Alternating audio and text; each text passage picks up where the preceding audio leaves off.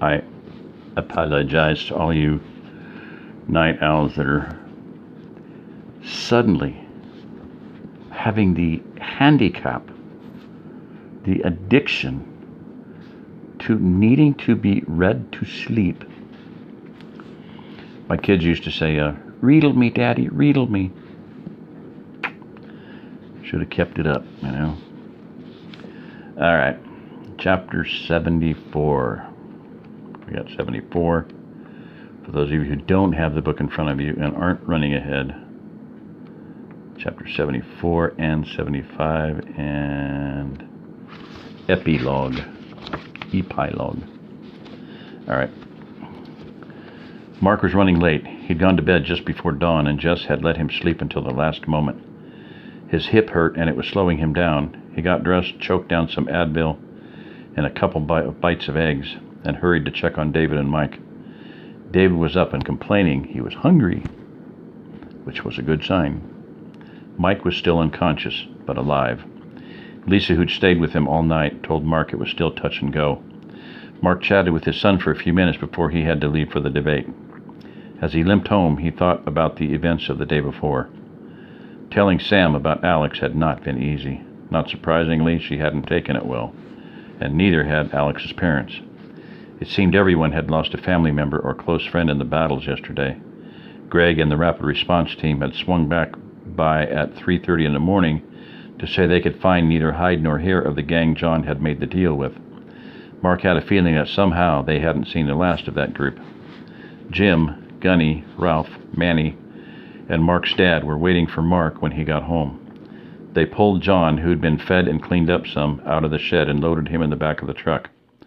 All of the duct tape had been removed, and only a large zip tie held his hands behind his back. Ralph and Jim sat in the back with the almost catatonic prisoner. He was extremely quiet and reserved and seemed resolved to face whatever punishment awaited him. The other men climbed into the front of the truck. Then Manny drove down to the gate and waited for the guards to open it. Mark noticed that almost every other running vehicle in the subdivision had already left for the courthouse. Even the vehicles that had been captured from John's men the night before were gone. "Go get him, Mark," one of the guards called as the red truck pulled through the open gate. "Yeah, give him hell," the other chimed in, giving a hearty thumbs-up sign. Mark lifted his head and waved at the two, trying not to notice the way the young men stared at him.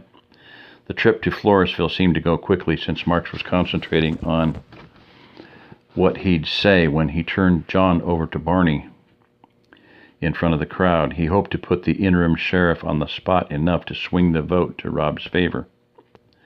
He wanted to do it as if he didn't have an axe to grind with Barney. Better, he figured, to be politically correct.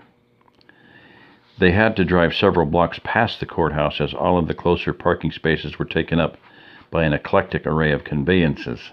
Trucks, cars, tractors, motorcycles, ATVs, bicycles, and horses, either saddled or hooked to buggies and wagons, lined the streets.